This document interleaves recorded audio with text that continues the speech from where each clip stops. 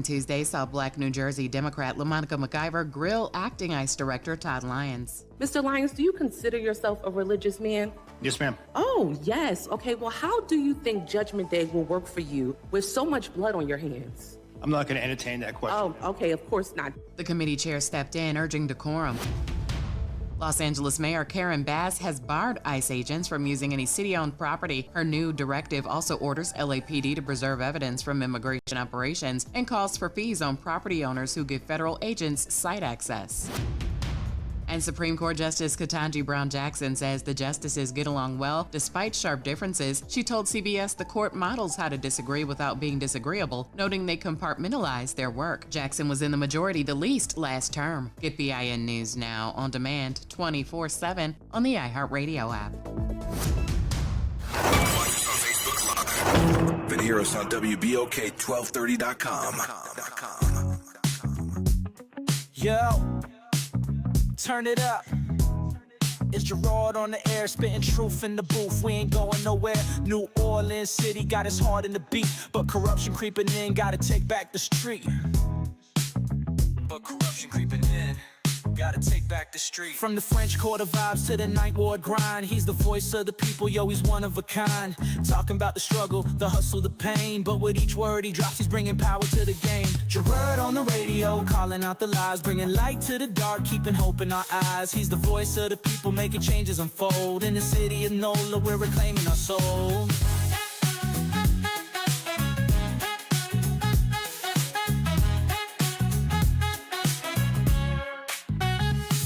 Try to silence the truth, but he's loud and clear. From the bayou to the block, everyone can hear. Got the people united, it's a movement, no doubt. With his mic in hand, he's breaking all the clout. City eat the official scheming, yeah, they playing it slick. But Gerard's on the line and he's ready to kick. For the schools and the streets, he's fighting the fight. With a heart full of passion, he's igniting the night. Gerard on the radio, calling out the lies, bringing light to the dark, keeping hope in our eyes. He's the voice of the people, making changes unfold. In the city of NOLA, we're reclaiming our soul. From the jazz in the streets to the gumbo pot, he's the pulse of the city, giving all he's got. Together we rise, united we stand. With Gerard on the radio, we're taking back our land. So tune in, y'all, let the truth resonate. With Gerard on the mic, we're rewriting our fate. In New Orleans, the power is ours to embrace. Keep it real, keep it loud, let's uplift this place.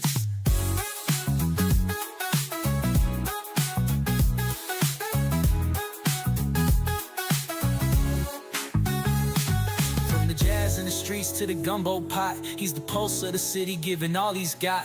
Together we rise, united we stand. With Gerard on the radio, we're taking back our land. So tune in, y'all, let the truth resonate. With Gerard on the mic, we're rewriting our fate. In New Orleans, the power is ours to embrace. Keep it real, keep it loud, let's uplift this place. Gerard on the radio, calling out the lies, bringing light to the dark, keeping hope in our eyes. He's the voice of the people, making changes unfold. In the city of NOLA, we're reclaiming our soul.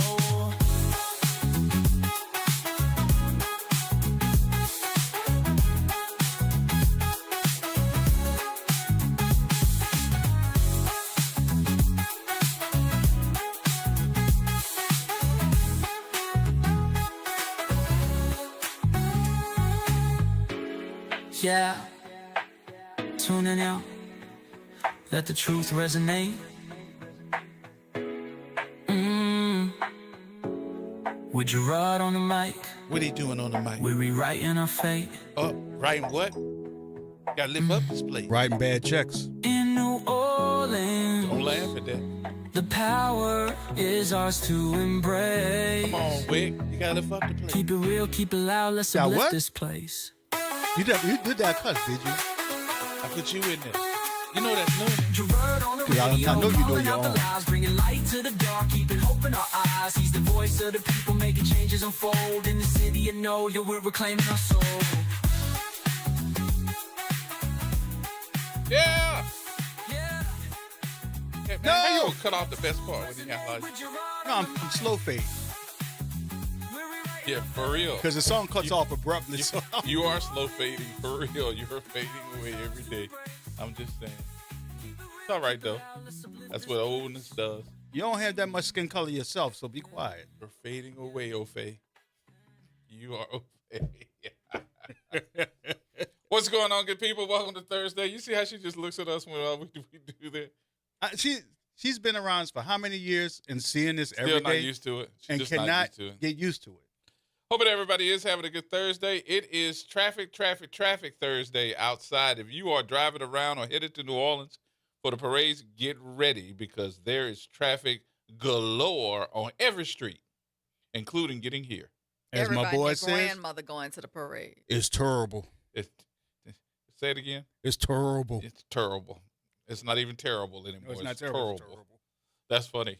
Got a lot of stuff to talk about today, too. I know my cohort in crime is going to be, I think, lighting it up here with all the stuff that's happening with Washington, D.C.'s interrogation of the Attorney General, who got lit up a couple of times by several of those Congress folks. We'll discuss that. And on the local level, I said I was going to talk about this on yesterday, but we got caught up in that other conversation, though.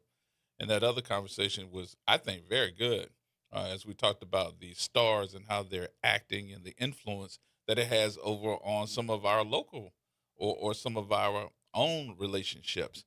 But today, we got to get back to, I think, making sure that the things that are supposed to be for each other, that they are working. They have to work and work for us. So Entergy has sold its gas component. And with it selling its gas component, we now have a new gas regulator who is Delta Utilities. Delta Utilities, not new. They've been operating mostly up in Baton Rouge in that area, but now they are the component of making sure that we get gas for your homes, your businesses. And there's a controversy that is happening here, and I want to know how the people feel about it. That controversy is your gas rates have gone up tremendously. And in the words of one Wicker, Terrible. There it is. So most of the people are trying to figure out how much has gas gone up. And when we're talking about gas, we're talking about mostly natural gas in your house. Most folks are saying that their gas has gone up 100%, 160%. And they went in front of the city council this week, and it did not fit right with me. I'll tell you why. But we're going to hear some of the reports that we've seen on television, and I still say that this was not right in the sense of how this was supposed to go. I'll discuss it, and I'll tell you why I say that. But what you got? Well, Delta took over gas service from Entergy in July of 2025. 109,000 customers are affected by this transition. In February, the bills spiked across the board for everyone. They blame a 145% increase in usage due to cold weather. The fuel cost increased by 160%. They claim that it was a purchase cost adjustment passed through with no markup. And that's important. I'm explaining why later. And customers not automatically re-enrolled in levelized billing. That's what affected the senior citizens. Right. They had levelized billing, but when this transition occurred, they got knocked off levelized billing and they had to re-enroll. The council demanded better communication from Delta Gas and to the customers. And this may be legal, but, legality is not the same as fairness. The questions I guess I have are, should the levelized billing have been automatically transferred? Was the transition communication adequate to inform the customers to expect this rate increase? And should private equity-owned utilities have heightened consumer safeguards? Because then they can take advantage of the system. And is the city exercising enough oversight in this particular situation? When 109,000 households change providers, there seems to have been a lack of communication to prevent this system failure. So, those are the issues that I have that I think are very important for us to consider today. So my problem is with the utility, and my problem is with the city council. So I'm going to, just like many of the folks that showed up at the city council for the city council meeting, I need clarity. And the reason I need clarity on this is because I pulled up what is the responsibility of our city council. Our city council is the regulator of the utilities. So my question would be, how did the utility, which is Delta right now, how did the utility immediately raise their rates 160% without the knowledge of city council? Well, We're the regulator. I do have an answer for that. It is legal. I have to say that. Is it shocking to the system? Yes, but it is legal. So, go ahead and ask your question, and then I'll tell you why it is legal. But that is the question. How do you not have a conversation with the regulator when any other time your regulators, whether it's Sewage and Water Board, whether it is Entergy, we are the regulator of our utilities instead of the state. The state usually takes care of every other parish except for New Orleans. New Orleans is its own regulator, and before there is usually any type of rate increase, it has to be discussed, there has to be community input, and there has to be a conversation that everybody knows about. And nobody knew about it. This was like, ha, gotcha. Well, they're saying it's not a rate increase, and that's where the difference comes in. Please tell me that. Yeah, they're saying it's not a rate increase. They're saying it was a usage increase, and that because it was a usage increase, this is just a legal pass-through, which a utility can do. If it had been a rate increase, we just want to change the rate, we want to make a bigger profit, that would be illegal. But because it's a pass-through and more utilities were utilized, the company can pass it through to the consumer, and that is legal. Is it fair? Probably not. But it is legal. So that part, okay, let's really talk about that part. Are we going on what we know, or are we going on what they say? Well, utilities are allowed to pass through fuel costs without markup, and that's why they made it very clear that they did that. They just did just that. They passed on fuel costs without markup. Monthly purchase cost adjustments are standard in regulated gas markets, and market volatility is legally permissible if structured properly. So separate billing is allowed. If the city council approved the acquisition and the rate mechanism to be able to raise the rate if the fuel costs increased, then Delta is operating within the legal framework. Mm-hmm. But, like I said, it's legal, but is it fair?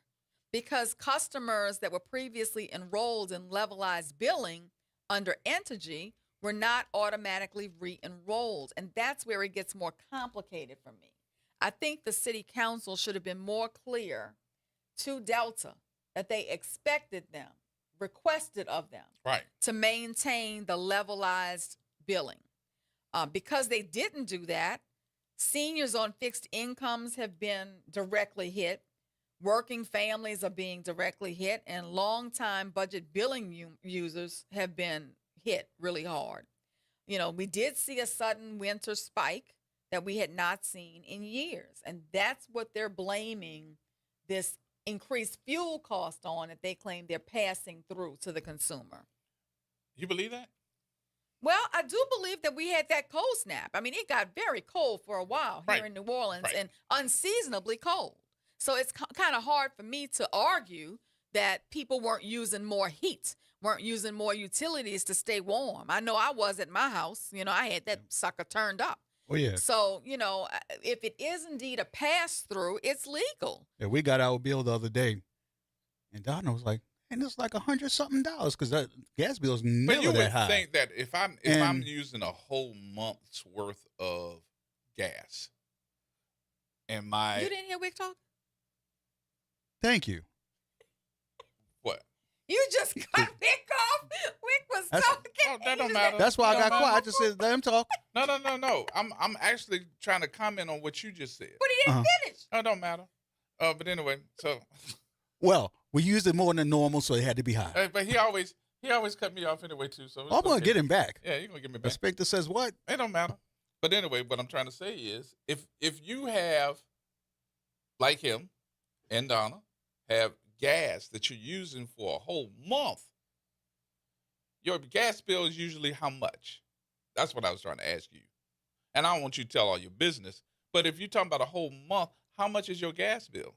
$50, $60 $50, maybe. $60 for your house. Now, I Yeah. seen your house. You got a big old house, Yeah. all right? $50, $60 for him. We had a cold snap for maybe 2 weeks. That's an excuse to Yeah. take me up 160%. Well, it's verifiable. I mean, if the city council doesn't believe them, they can ask them to produce documentation showing that the fuel costs went up due to usage. And if the fuel costs went up due to excessive usage or increased usage, then it's legal to pass that billing on to the consumer. However, if they just decided that they want a greater profit and they just want to increase the rate, that is not legal. But how do you prove it? You ask them to produce the documentation showing the fuel cost and the fuel usage. Okay. And now that's why. Okay, so you just hit the nail on the head. None of that was brought to the table. Well, that question should have been asked by a city council member. They should have requested, issued a subpoena for the documentation showing the increased fuel costs and the increased fuel usage, Right. to justify the rate increase. And hearing about this cold snap, we always at some point in time have a cold snap, but maybe not the way that we had it this year because of the. But if you go back, okay, let me start from the beginning. If you go back, a cold snap happened last year. Yeah, but this one was way colder than last year. Yeah, you can call it way colder if you're talking about way colder for a certain period of time. It was maybe 2-3 days. Yeah. But it was in 2-week form. One weekend it was cold. The next weekend it was colder. We forget we had snow the year before, and it stuck. You're not telling me it's not cold? Did it go up? It didn't feel that. The cold that we had this time was way different Arctic from cold. the cold last year. It was Arctic cold. Yeah.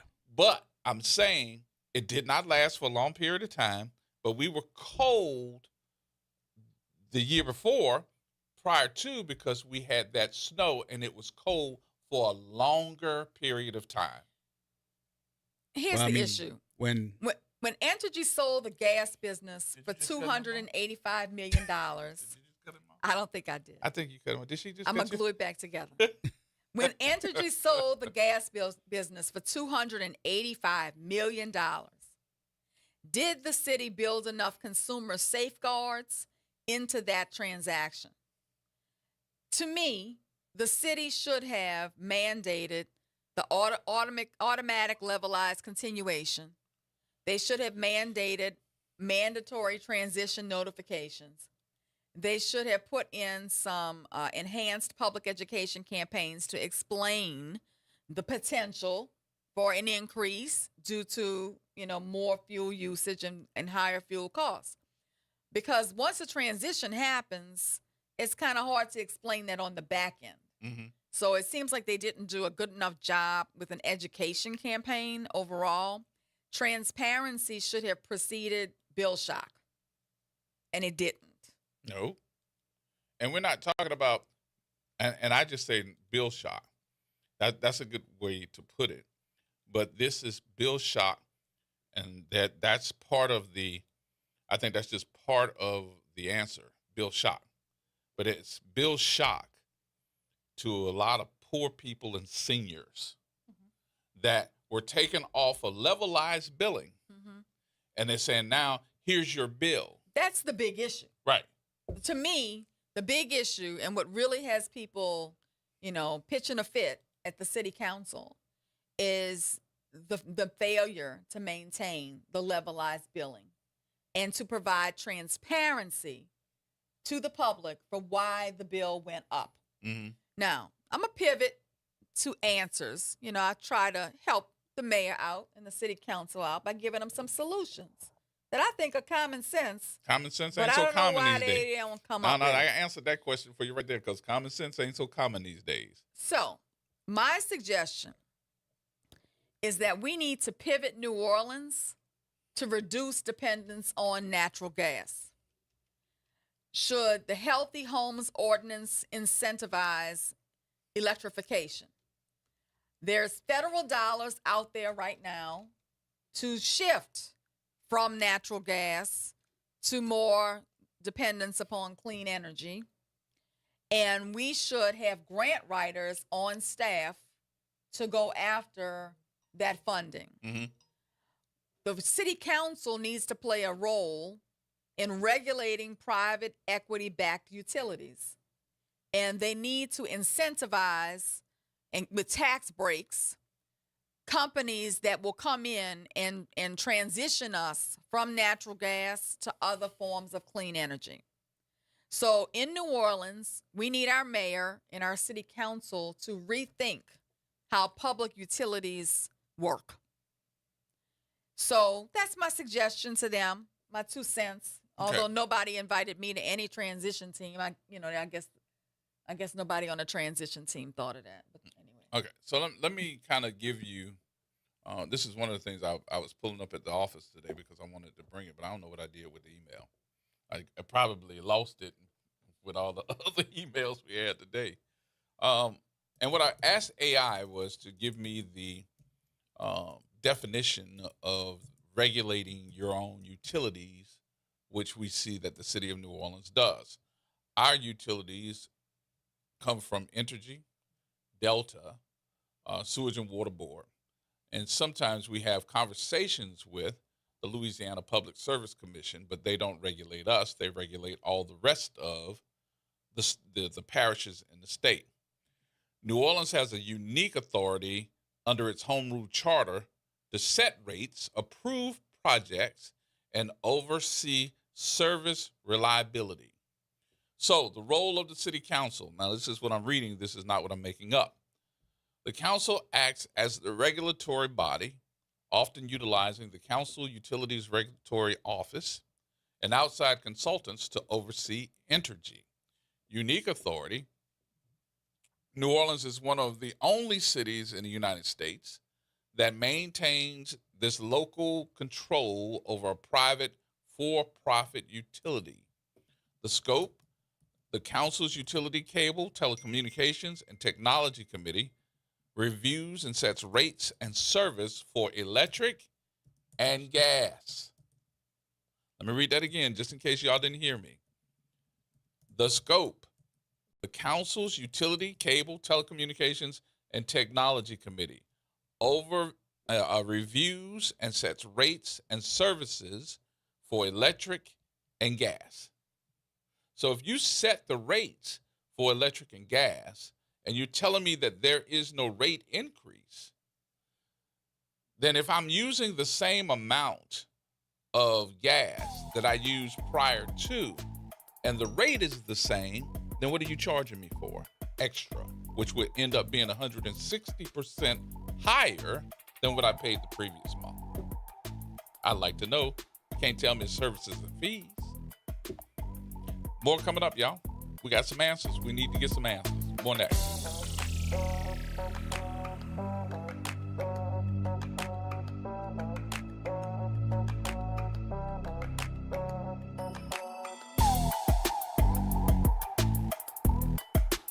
Trying to grow your business or increase traffic to your location? We can help.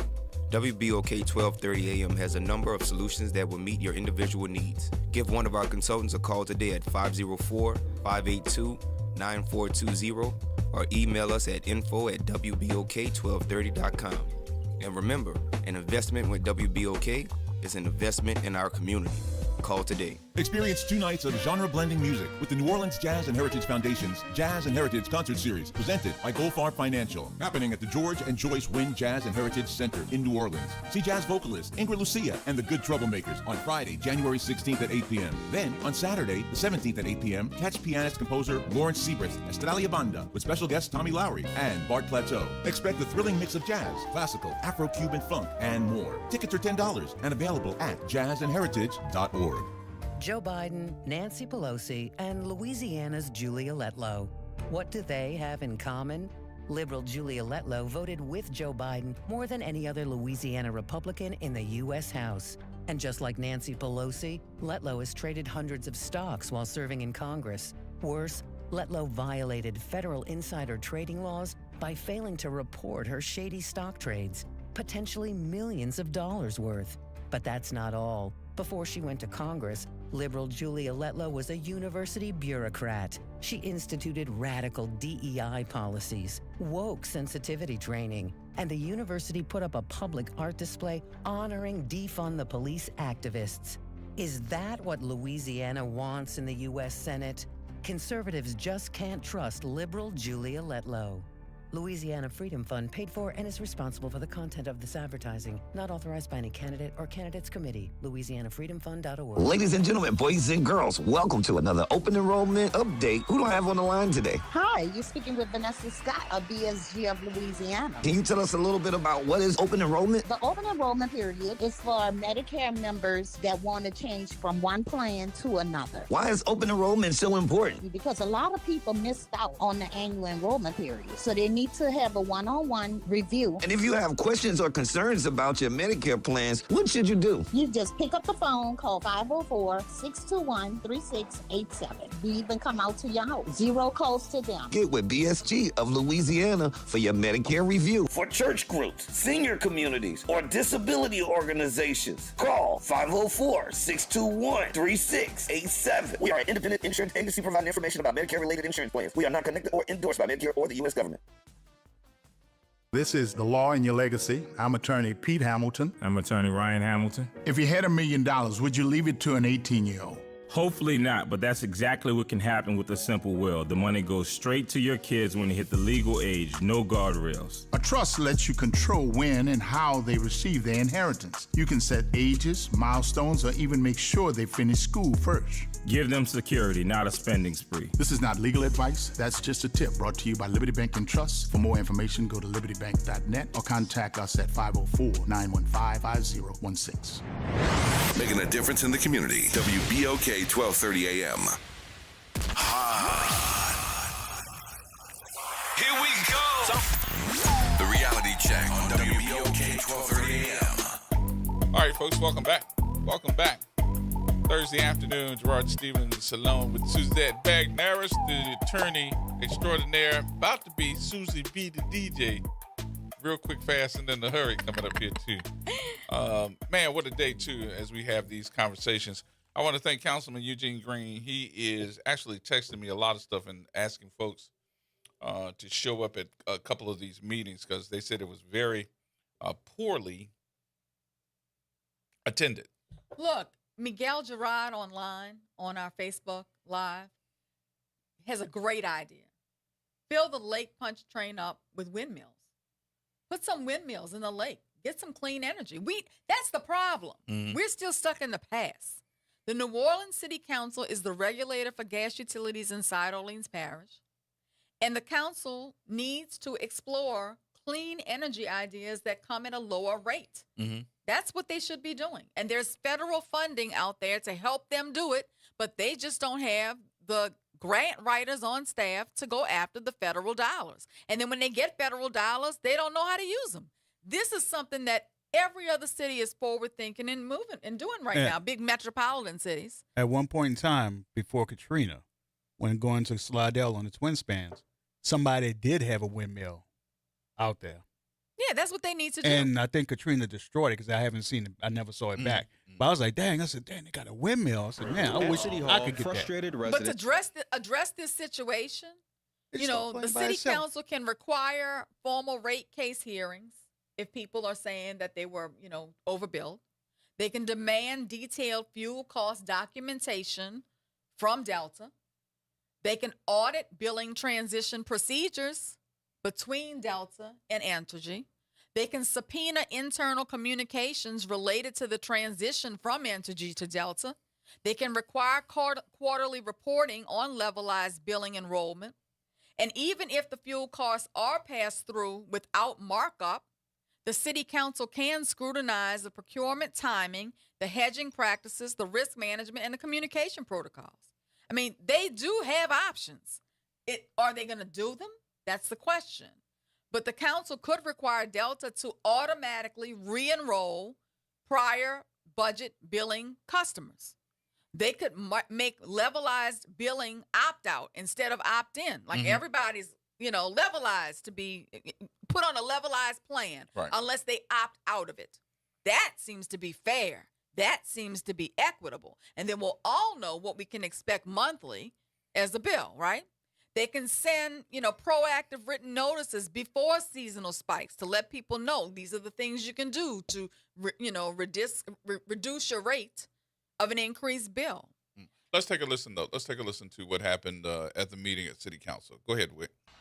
At City Hall, frustrated residents anticipating another spike in their gas bill this month. Got people such as my mother and a lot of seniors get disability, and then now we got the gas company robbing us. Are also confused about what they are being charged for. My online bill does not allow me to see a breakdown of everything. The core theme is just mass confusion. During a public meeting with council members, leaders with Delta Utilities said the cost of natural gas increased by 160%, and those costs are directly passed down to customers. Utility leaders also said natural gas used by New Orleans residents quadrupled, resulting in higher bills. As warmer weather approaches, the gas usage will decline, and so customers will see some relief. Gas and electric bills issued by Entergy New Orleans were combined until Delta Utilities took over natural gas services. The gas portion is more visible, and it can appear like a bigger increase. City Council members said the utility needs to do a better job at clearly explaining the billing structure, and the utility should have automatically enrolled customers into a levelized billing program, which evens out utility bills throughout the year.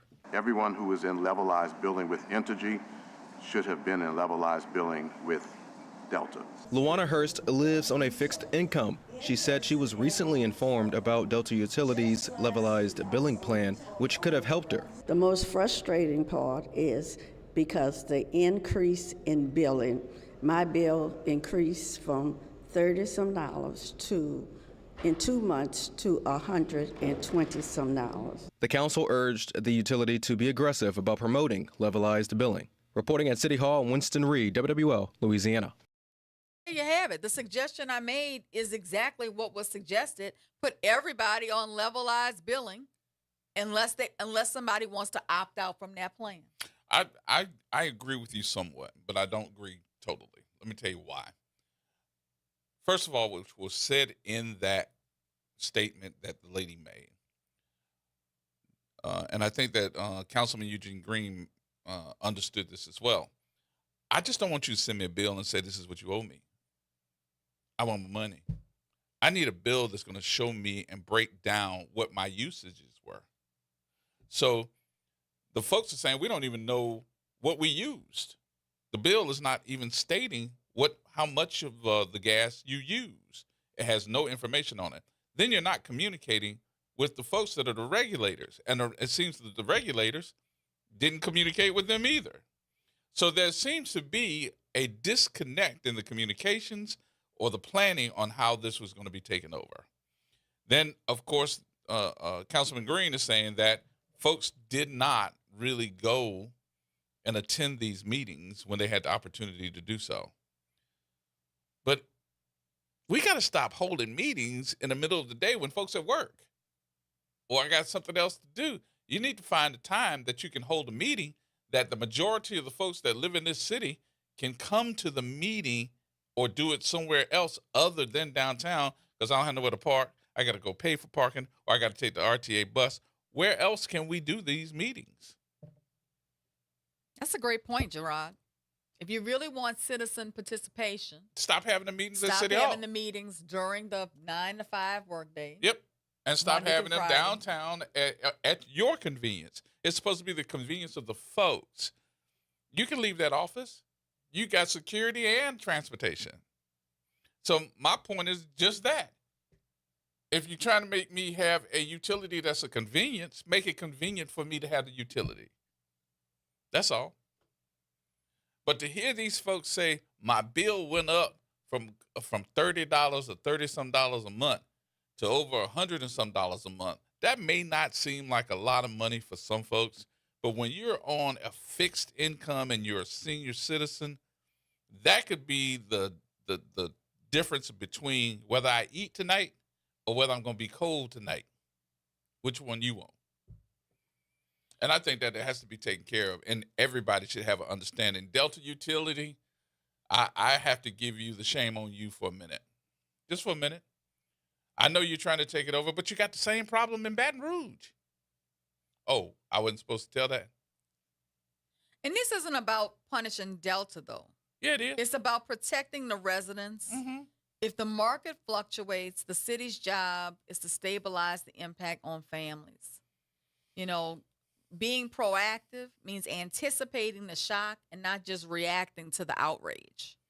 So when the people are open their bills and they feel blindsided, that's when you get the outrage. So, you know, clearly this is a continuing story. We'll just have to continue to follow it. But I do think they need to seek investment in alternate energy platforms. And who would have ever thunk, now this is going to sound really bad too, but who would have ever thunk that we'd be sitting up here and saying, y'all need to do it like energy used to do it? I'm not saying that. I'm saying do it like they're doing it somewhere else. Do it like a community that is proactive in finding clean energy resources that are less expensive than natural gas. Now, I will do it different. I will put this in a perspective that you and I had this conversation as far as how we'd like to see different things happen in our community. This would be the perfect time for Delta Utilities, Delta Gas, whichever one you go by, to start looking at different places across the city, especially in New Orleans East, and open up a Delta Gas satellite facility in New Orleans East that could house your people to do what you need to do, but also have a community room where folks can come to Delta and say, I'm going to come to the meeting. Here it is. Because you shouldn't just have a meeting about the utility, you know, once a year. Have it every time there's getting ready to be a change in the seasons.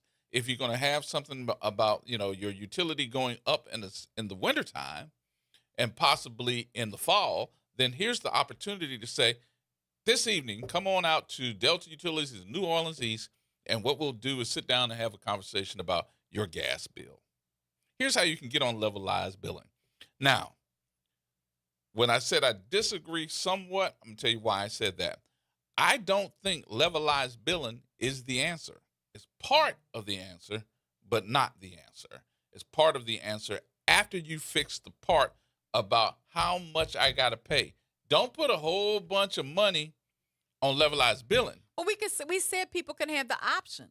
You prefer to have the breakdown.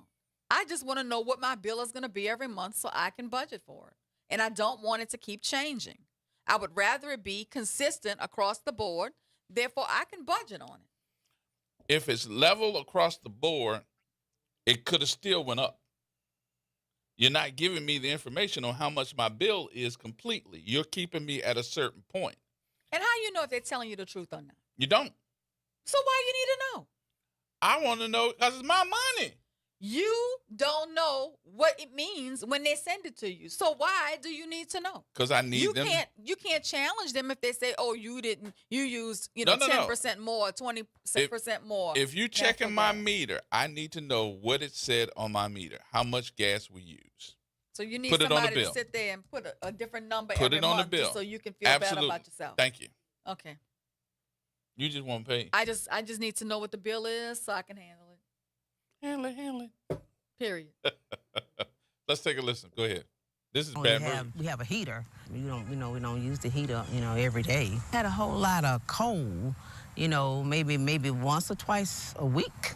Then it's back hot again. The area's first cold snap hit in November, and within a month, complaints started pouring into the WBRZ newsroom. We took a look at your bills and our own bills, and then reached out to Delta Utilities with what we found. We recognize that customers are experiencing some higher bills during the winter months, and so we know that it's important to educate customers about the kinds of appliances that they have. There's three major components of a gas bill. First is the customer charge. It's something everybody pays for, and for those in the Baton Rouge area, it's been $10.71 for years. Next is the gas service charge. That pays for the infrastructure that carries the gas to your home. It varies by your gas usage. Finally, there's the gas adjustment charge. That is the cost of the actual gas you burn. This month, customers in Baton Rouge are also being assessed an annual inspection fee and an annual research and development fee. These fees are direct pass-through to customers, so Delta is not making money at all from these fees. When the temperature drops, your gas usage goes up. For example, during 8 months of the year, a 1,500 square foot home uses around 1,000 cubic feet of natural gas a month, and the bill was always under $25 a month. But with the furnace on in December, usage hits 5,300 cubic feet, 5 times as much, and the bill jumped to $77. Our viewer in the Bellingrath neighborhood had a worse tale. Theirs rose from $33 a month to $179. Entergy spun off its natural gas operations to Delta Utilities last summer, offloading about 95,000 customers in East Baton Rouge Parish and another 109,000 in New Orleans. If you were on levelized billing when you were with Entergy, you have to re-enroll at Delta. So I think some of the shock we're seeing from some customers are those who may have had levelized billing that you thought was only for your electric utility, but was for your electric and gas utility. Additionally, natural gas prices were higher last month than they were a year ago.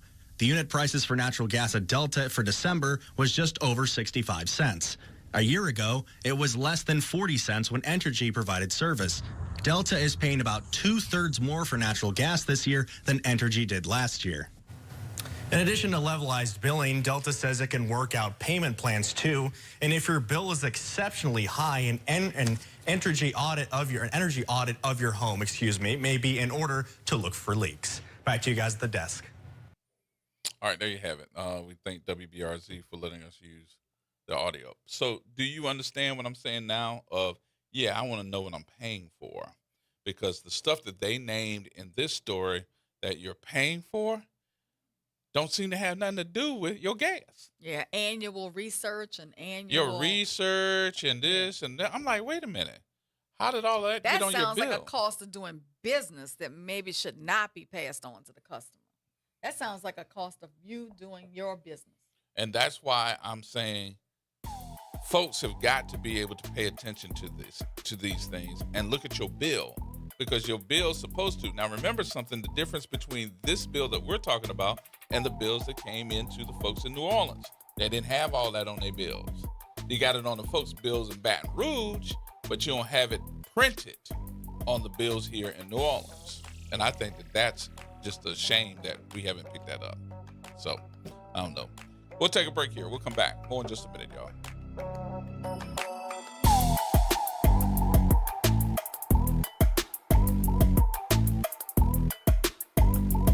Late nights are made for chillin', and you can do just that every Sunday night at 10 p.m. as DJ Wick brings you The Love Zone. It's the perfect way to top off your weekend with your favorite old and new school ballads. So sit back, relax, and let DJ Wick take you to the Love Zone on WBOK and on the World Wide Web at WBOK1230.com. Tired of the impersonal, one-size-fit-all style of banking? You deserve a bank that delivers exceptional service and personalized attention to your needs. That's the Home Bank Standard. Since 1908, Home Bank has been a trusted financial partner for businesses and families because we go the extra mile to help you reach your goals. See for yourself why Home Bank is good for business, good for life. Stop by any New Orleans area location or find out more at home24bank.com. Home Bank, member FDIC. Hi, I'm Imani Godan, founder of GoDance. GoDance is a nonprofit interdisciplinary dance organization rooted in New Orleans, providing access to dance education and sustainable, wellness-centered art practices. Right now, you can be a part of this work by participating in our Key to Your Heart house raffle. Our programs are open, inclusive, and community-centered, supporting artists, students, and creatives at every stage. Your involvement helps expand access, education, and opportunity for artists of all ages. To learn more and get involved, visit GoDance, GAUDANSE.org. A careless driver can change your life in an instant. Do you know what to do or who to call? If you've been injured in a motor vehicle accident and do not have an attorney, call Auto Accident Help Desk for a free consultation. We can answer all of your questions and estimate the potential value of your case. Call Auto Accident Help Desk and connect with an expert personal injury attorney. Call 800-269-4524. 800-269-4524. Don't worry how to handle your medical bills, lost wages, and pain. We will get you the money you deserve. They got me way more than the insurance company offered. The consultation is free, and you do not pay any legal fees unless we win or settle your case. Make the smart call. If you've been injured in an auto accident, call Auto Accident Help Desk for a free legal consultation. Call 800-269-4524. 800-269-4524. 800-269-4524. WBOK. Listen now on WBOK1230.com. Here we go. The reality check on WBOK 1230 AM. All right, folks, welcome back. It is Thursday. Boy, it's Mardi Gras season around here. So if you're driving today, please drive with care because traffic is terrible no matter what part of the city you in. It's pre-Zulu Ball Day. Yep. Tomorrow's Zulu Ball around here, too. So I know that it's going to be interesting to see how traffic is going to be around these parts here in the city of New Orleans. Also on the mic, we've got the DJ extraordinaire. I don't even know if you're going to make the attorney thing anymore right now. Not right now. Probably after Tuesday. Right now, you DJ Susie B. That's me. That's me. Getting ready to throw down on the corner of Jackson and Daniil on Mardi Gras Day. DJ Susie B. Gerard's laughing because I have Bruh, she got a sound full set of DJ equipment at my office. Yep. What kind of DJ equipment do you I'm have? telling you, ask him. He saw it. He Girl, saw it. She got some fittings. Those speakers that change colors do not count. Nope, that's not it. No, I'm telling you. you. Stands, she got at least 20, 25s or some 15s. And then she got a amp. I'm like, what? Yep, she got the whole deal. I'm going to be on the ones and twos. They're sitting in the hallway. Got a table. And she putting a playlist together. She didn't want me to DJ. You can come and DJ. You can come and DJ, shoot. He does not. I am not about to fight that traffic. You done already told me you don't go out for Mardi Gras. I don't. Right. But for you, if it was at the office and I could park in your lot or something, yeah, I would come for you. It's at the office, and you can park in my lot. Don't back out now now look at because him. you He's said. trying to backtrack. Now I will say it depends on how long this Lundi Gras party I'm DJing Monday night goes. I even have food That and thing, liquor. Lord have mercy. Yeah. You need to come. Oh, well. You need If to you come. if you know the Harlows, boy, that's a party and a half right there. Don't try to change the subject. He's trying to change the subject. I know. Why are you trying to change the subject? You said I would. I you would fucking come. porking you, Lord. That's all right. I'm going to have them Come with and boots DJ. on the ground. I'm going to have them with everything they need to hear out there. You gonna have what? Boots on the ground. We're gonna have a couple of dance contests and everything. What you get for what you win? Don't know yet. We haven't thought that far ahead, but we're going to think about it. Yeah. You know, for Mardi Gras, you don't even And get have to out have no free winner jail card? that has a prize. Get out of jail free card? Huh? A get out of jail free card? Is there something we need to know? No, I'm talking about is that the prize? People might want that, but nah, I don't think I could do that. No. Don't want to do that one. Yeah, but you ought to come. You really should.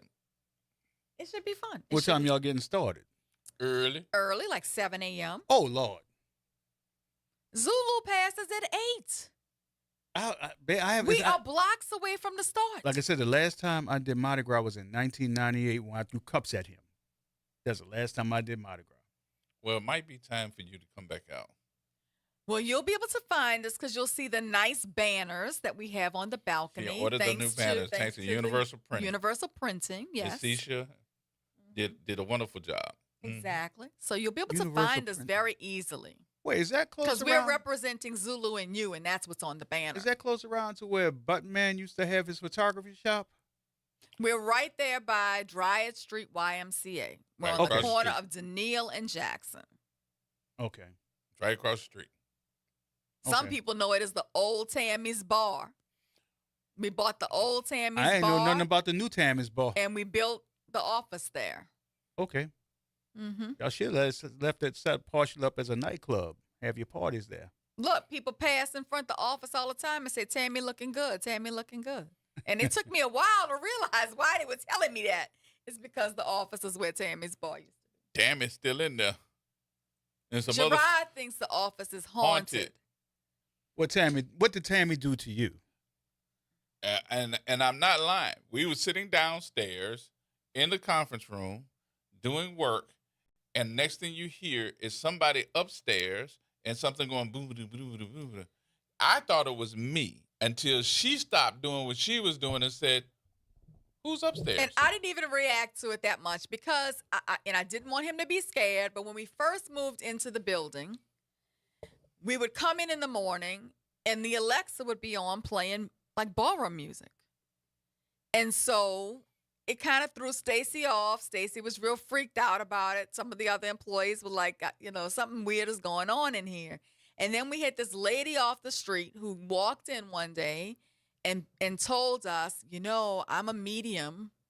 And, I just want to let you know, you don't have to be afraid of the spirits that are in your office. They're good spirits, and they're just here watching over y'all. And then Stacy really freaked out. So, it is what it is. We live in an old city, but Gerard is now freaked out. No need to be freaked out. If it was just me and I was the only one that heard it, I would have been like, nothing, da da da da. But she heard it too. And I was sitting there and I just looked up. It really did and sound like somebody was walking on the second floor. Who is upstairs? She said, ain't nobody else here but me and you. I'm like, head to the door. When I come over there, I could tell you if you got something in there. No, that's all right. I don't tell you. I'm about to expose something that I don't tell too many people, but now they're going to know I was born with a veil over my face, so I'm sensitive to that stuff. Look, the lady who was the medium told us to just leave some water out. Apparently, they like water, like in a little bowl, whatever. Energy. Yeah. And so, we leave a little bowl out in the kitchen. But the thing is, I wish I could have been there when the sucker said, Alexa, play ballroom music. Well, let me tell you. That's what I wanted to hear. That's what I would like to hear. We walked in, and it truly sounded like we were in the Zulu Club. Like it was definitely some music playing. And this was going on more than one day. But we do live in the city of New Orleans. What do you expect? Leave a recorder on overnight. Y'all can have that conversation. I stay there overnight, and I don't have any problem. I'm not afraid. Yeah, but leave a recorder on overnight. You'll pick something up. If something is in there, you will pick it up. When I first started practicing law, my office was in the French Quarter. And I remember being in the office late one night, and the elevator just started. It was just me in the building. I was on the 4th floor, and the elevator went from the 1st floor to the 4th floor, and it was just me in the building. I later learned that a lawyer had killed himself in the office. And so, it is what it is. And I ended up selecting his office as my office when I joined the firm. But at any rate, Gerard is freaked out. I don't know why he's freaked out. I'm fine. He's scary. I got God. No. It's not that I'm scary. I used to work at a funeral home. Yeah. But that don't bother me at all. The part that bothered me was the fact that I had no idea, and I thought somebody else was in the building. Right. And I was like, ain't nobody else in the building, huh? And she's like, nope. And I was like, and I explained the story to him. He seemed even more freaked out. Oh, no. I'm not worried about it. God's got me. I'm God's girl. I'm not worried about it. God got me, too. That's why I'm outside when next time that happens. Yeah, you probably have a few in there. Oh, you probably do. Thank you. Can we change the subject now? Sure. Scary. Let's talk about Pam Bondi. Ooh, so talk about a ghost. Yes. Recently, Pam Bondi faced intense questioning during congressional testimony, drawing criticism from across the political spectrum. At the same time, my girl Jasmine Crockett delivered pointed, rapid-fire questioning that many commentators described as sharp, controlled, and strategically devastating. So let's unpack what really happened and why it resonated. So, these congressional hearings are supposed to be about the Epstein files and what was released, what wasn't released, what's been redacted, what should not have been redacted. And Pamela Bondi is a seasoned political figure. She's the former state attorney general and a seasoned litigator. She should know how these hearings work And she should have come in there well prepared to address the questions. But instead of her acting like a seasoned attorney and being prepared for the hearing, she looked like she came in there with just a bunch of jabs at different Democratic lawmakers. And then she came in there with a bunch of deflection. That woman was talking about everything from the stock market to immigration to the Holocaust, and not focused on the issue that they were really there for. And she was refusing to answer very simple questions put to her, and instead just attacking people. So when it came to Jasmine Crockett, she didn't even bother to question her. She just read her for filth. Yep. But she read her for filth in the most articulate way. She was prepared, she delivered her statement, and then she walked out as if she did not have time for it. So what do you think about it? Did you see it? Did you hear about it? I thought that several of them did exactly what needed to be done, because this woman was filibustering and trying to make sure that she could talk about everything except the point at hand. And that was about those files. And she was going back, trying to have conversation, trying to say, well, y'all didn't talk to Biden or didn't have a conversation with anybody else prior to me. Now y'all are all holier than thou, yada, yada, yada, yada.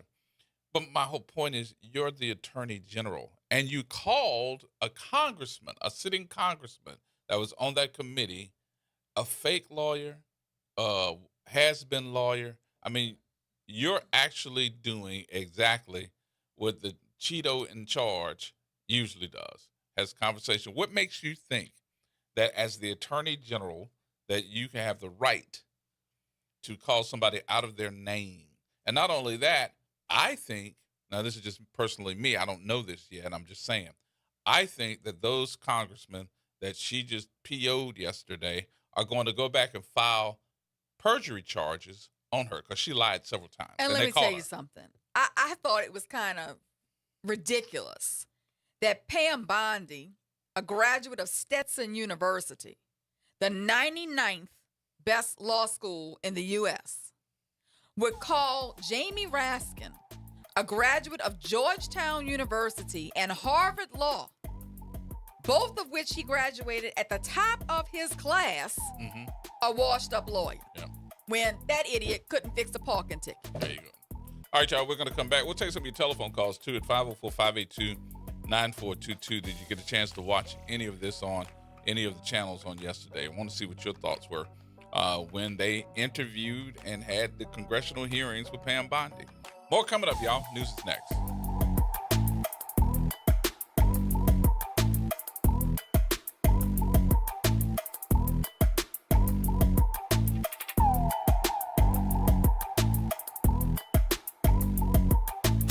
From the campus of Xavier University, WBOK Go and Equity Media Station. I'm Bree Wood with BIN News Now. New York City's LGBTQ plus caucus rallied yesterday after the pride flag was removed from the Stonewall National Monument under a directive from President Trump. To remove this flag is a slap in the face to our community, and it's a slap in the face of history. Outraged advocates say the flag will fly again. The International Olympic Committee has ordered Haiti to remove an image of founding patriot Toussaint Louverture from its Olympic uniforms, ruling it a political symbol. Designer Stella Jean repainted the design, keeping Haiti's red horse motif as two Haitian skiers compete in Milan Cortina. And Philadelphia officials are weighing a plan to move the Smoke and Joe Frazier statue to the Art Museum following a vote to relocate the Rocky statue to the top of the steps. Black Mayor Sherelle Parker supports the move. Get BIN News Now on demand 24/7 on the iHeartRadio app.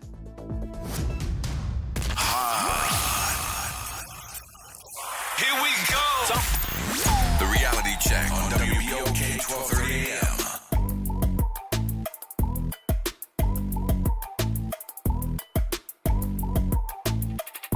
I believe you just lied under oath. There is ample evidence in the Epstein file. Don't you ever accuse me of a crime. I believe you just lied under oath, and this is on videotape. Were there any underage girls at that party or at any party that Trump attended with Jeffrey Epstein? There is no evidence that Donald Trump has committed a crime. You said there's no evidence of a crime. I'm showing you. Here is a witness statement who called into the FBI's Threat Operations Center. He drove Donald Trump around in a limo. He overheard what Donald Trump said to Jeffrey on his cell phone. He was so angry, he was going to stop the limo and hurt Donald Trump. And he met a girl who said she was raped by Donald Trump and Jeffrey Epstein. No one at the Department of Justice interviewed this witness. You need to interview this witness immediately. Epstein should rot in hell, so should the men who patronized his operation. And as we say here today, there are over 1,000 sex trafficking victims, and you have not held a single man accountable. Shame on you. If you had any decency, you would resign right after this hearing concludes. All right, there you have it. Man. Look, if Pam Bondi had any good answers to any of the questions that were asked, and you know, as a good lawyer, as a good trial lawyer, you know that you lose credibility when you do not tell the truth. Mm-hmm. The minute you lose credibility, you lose your case. So, you know, there's some answers that were obvious that she should have just given them. Yes, he was at parties like that, but that doesn't mean he did anything wrong. She could have said that. You know, she could have done that. Mm-hmm. But instead, she says he wasn't there, or she deflects and says, don't accuse me. You know, to me, she would not have needed to be combative, and she would not have had to deflect if she had any good answers to stand on. That was more so that she didn't have anything to stand on, and she was trying to make a humbug to deflect off the real issues in itself, especially when Representative Ted Lieu basically said, hey, I told you not to come in here trying to filibuster. And she had a humbug at that point saying, don't you come in here telling me what to do. You don't tell me, da-da-da, da-da-da. And we'll also hear, because I sent another one to you, you got it. One of the other folks, this was Representative Becca Balint of Vermont, basically had told her, and she was really heated and called her a secretary. And she said, I'm not secretary, I am the attorney general. And I thought Representative Balint's comeback was very good, because she's like, oh, I apologize, but I couldn't tell. Go ahead, Whit. Oh, he is Jewish. I just want to be clear. Oh, do you want to go there, Attorney General? Or do you want to go there? Are you serious? Has the Justice Department asked Secretary Lutnick about his ties to Epstein? Excuse me. Secretary Lutnick has addressed those ties himself. I'm asking you, has the Justice Department specifically asked Secretary Lutnick about his ties to Jeffrey Epstein? He has addressed those ties himself. Has the DOJ asked Secretary Phelan about his ties to Jeffrey Epstein? I don't know whether he has addressed those or not. Has the Deputy Secretary Feinberg talked to the Department of Justice about his ties to Jeffrey Epstein? Yes or no? Has the Department of Justice talked to Deputy Secretary Feinberg about his ties to Jeffrey Epstein, which are clearly spelled out in the files? It's a very simple question. It's not a trick question. I'm just asking you. Yeah, I'm stunned that you want to continue talking about. Oh my gosh. Epstein Okay, I'm reclaiming my time. I'm asking you not a trick question, a simple question. Okay, so what is clear is we have evidence. Do you know who Chris Malin is? We have evidence that 3 senior officials within the Trump administration have ties to Jeffrey Epstein. And what does ties mean? I can conclude from what you are saying that you have not talked to them. What does ties mean? I think Americans would be shocked to learn that you are not interested in talking with these officials who have ties to Jeffrey Epstein. What does across ties the mean? world, Can you define that? across the world, Can you prominent define men ties? who've been exposed in the files have resigned their jobs in disgrace, and that's a good first start. And that same Disgrace standard, is not saying the word this Chris same Malin. standard should apply here. And Americans want accountability. Who is Chris Malin? Was the president he? aware? Please stop talking. It is not your time to ask questions. It is not your time. I'm reclaiming my time, Mr. Chair. One second. Time belongs to the gentlelady from Vermont. Was the president aware of Secretary Lutnick's ties to Epstein when he chose him to lead the Department of Commerce? Was he aware? Chris Malin was a Border Patrol agent. Okay, so I'm going to conclude that the president, in fact, did know about his ties because he was the next door neighbor. Shame on you. Oh, for goodness sakes. You're this from is a tiny, pathetic. beautiful This is state. pathetic, Mr. Committee will Chair. be in order. I am not asking trick questions here. You The got your American 5 people minutes. have a right to know the answers to this. These are senior officials in the Trump administration. This is not a game, Secretary. I'm Attorney General. My apologies, I couldn't tell. By 2008, we knew that Epstein was a convicted sexual abuser. And we now know that Lutnick went to Epstein's Island in 2012. How was that not a deal breaker for the president? And why aren't you asking questions of the Commerce Secretary about what he saw when he was at the island, which he lied about not ever going to? Why are you not asking these questions? And I see that my time is almost expired, so I will say this. Do the right thing, Attorney General. Meet with the survivors. They have been asking for a year. Meet with the survivors. Do the right thing. I yield back. Gentlelady yields back. The gentleman from South Carolina is recognized for 5 minutes. May I have 20 seconds of his time? So that'd be up to the gentleman, but. Absolutely, Madam Thank you. Thank you. I was curious if you, Congresswoman, asked Bill Clinton that. Didn't see one tweet, not one. I didn't see one tweet when Joe Biden was in office about Bill Clinton. Didn't ask Merrick Garland anything about Epstein, not once when he was Weak sauce. And Weak sauce. also, I want the record to reflect that, with this anti-Semitic culture right now, she voted against a resolution condemning. Oh, from the Jewish. river I Epstein just want to be as clear. anti-Semitic. Do you want to go there, Attorney General? Or do you want to go there? Are you belongs to the serious? gentleman Talking from about South anti-Semitism Carolina. to a woman who Lady lost her grandfather in the Holocaust? my time. I Really? reclaim my time. Really? The committee will be in order. Talk to Gerod Wise about anti-Semitism.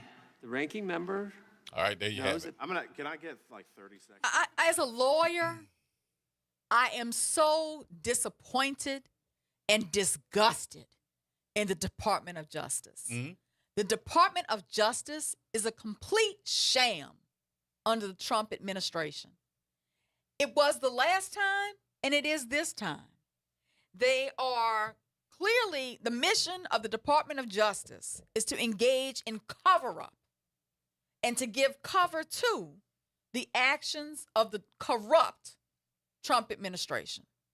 Any attorney, any seasoned attorney can look at what has already been revealed, what has already been released, and see that court filings and victim testimony have confirmed that Epstein ran long-term sexual exploitation operations involving underage girls. Everyone should be able to agree that victims were recruited, groomed, and trafficked across state and international lines. Everyone should be able to agree that payments were structured to disguise abuse as massage services, if you look at the documents. Mm-hmm. This is not speculative. This is well documented in federal court proceedings.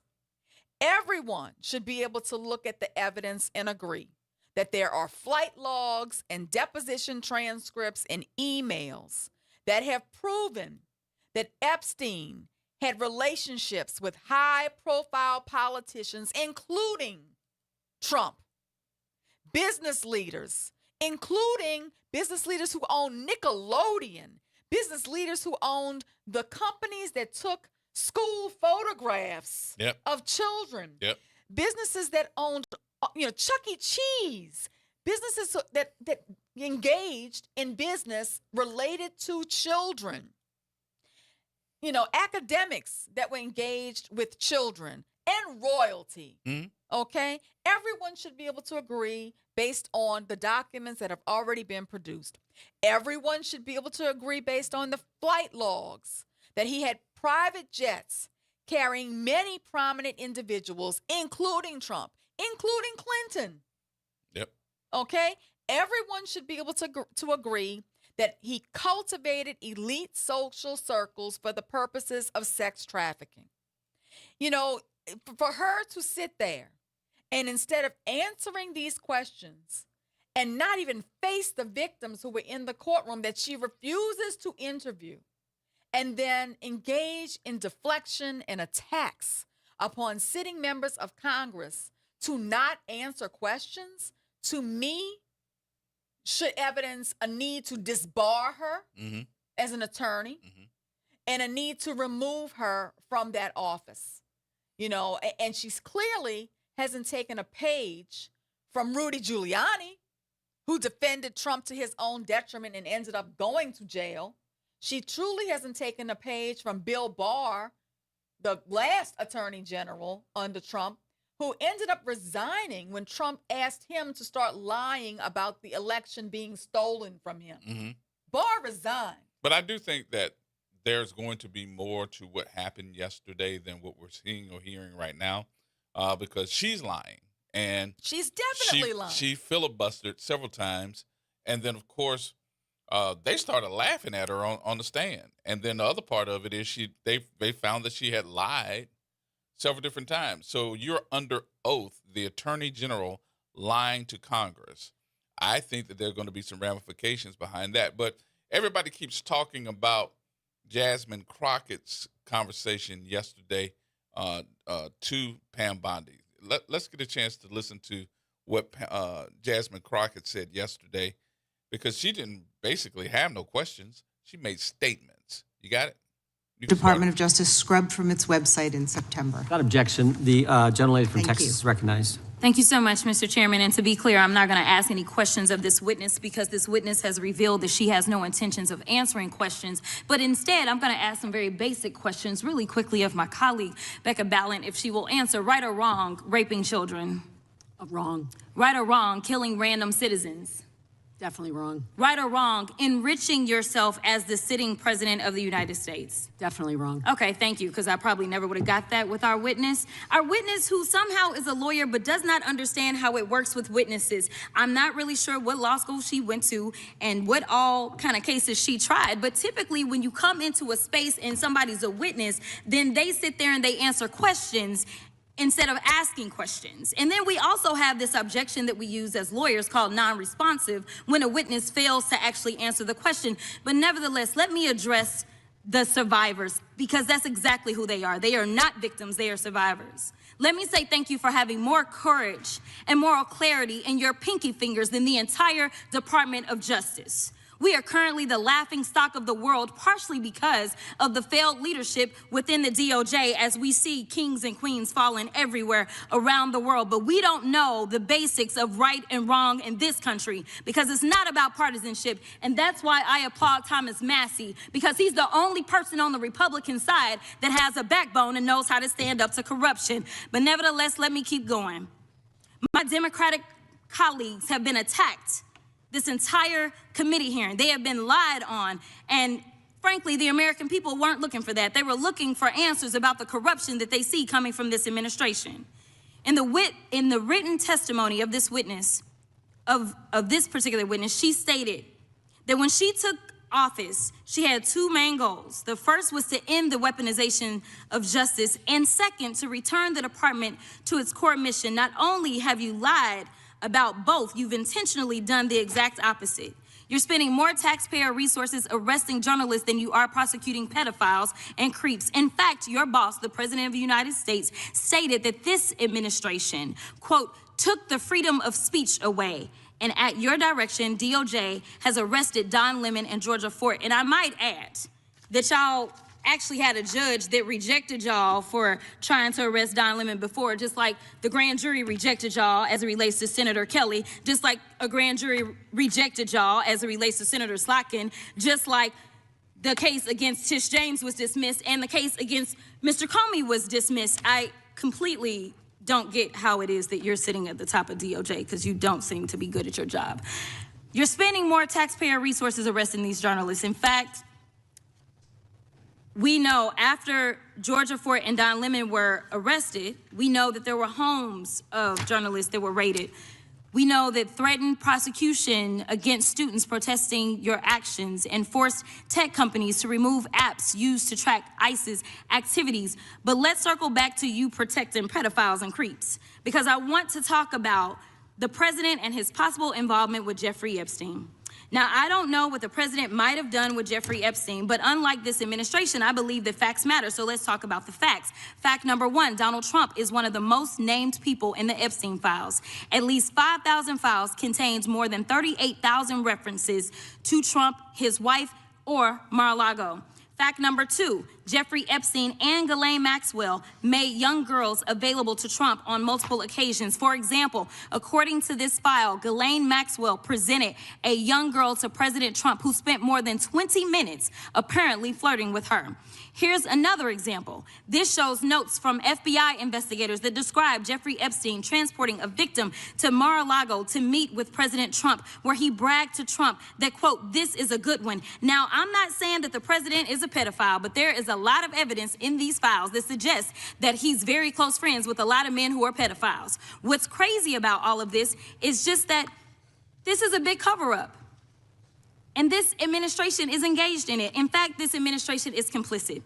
But there are numerous others, like how the DOJ is attempting to obstruct justice in the investigation of the rogue agents who have murdered American citizens, or how the DOJ seized voter data from Fulton County in an attempt to steal the 2026 midterm elections, or how federal agents have Tom Homan on tape accepting a bribe and your agency killed the investigation, or how your agency is ready to give the president a $230 million payday, which is unconstitutional. The Constitution is clear. The president shall not receive any payment except his salary while in office. The fact of the matter is that you will be remembered as one of the worst attorney generals in history. An attorney general who has prioritized obstruction over justice, corruption over the law, fealty to the president over loyalty to the Constitution. And Mr. Chairman, I will yield. Gentlelady yields. Gentleman from Missouri is recognized. Excuse me, gentleman. All right, there you have it. That's Jasmine.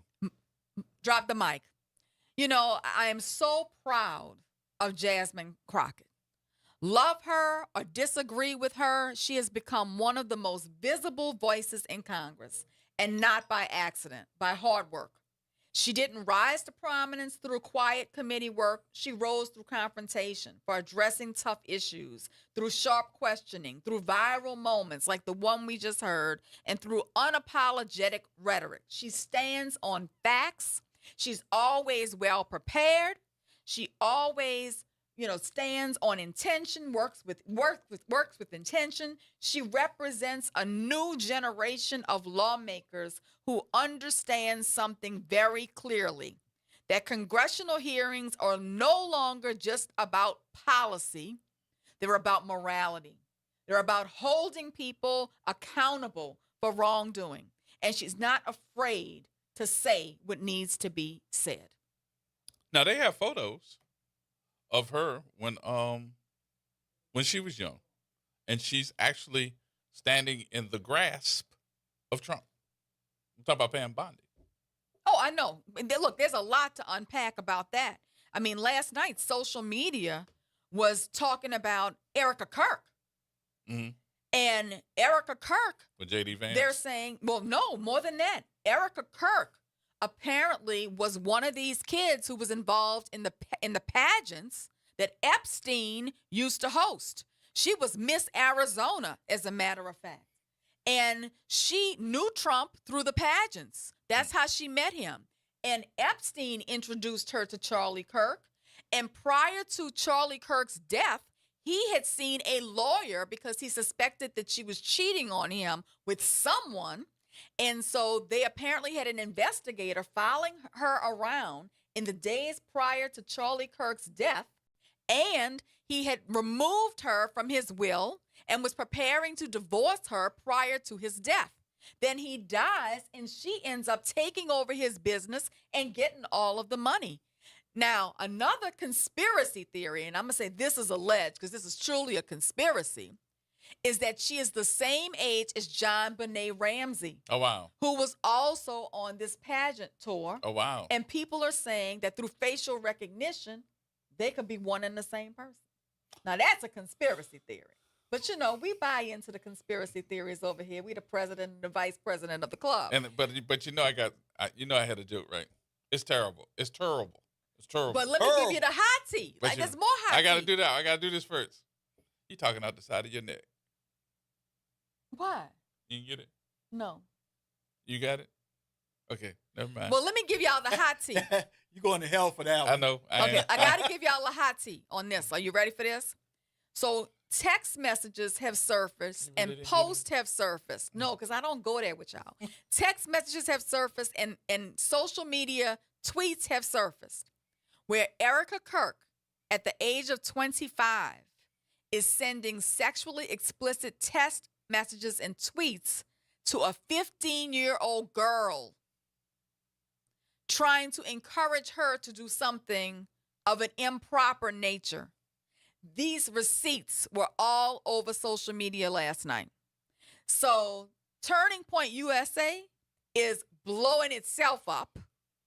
And now we're seeing that Erica may also be one of the survivors and may have been corrupted to be a participant. And this is supposed to be the person that they're holding up as the poster child of Christian values. Maybe Turning Point is turn you out point. Take the break. We'll take the break here. Oh, Lord, that made my head spin with all this going on. More coming up, y'all. We'll take a break here. We'll take some telephone calls at 504-582-9422. More coming up next.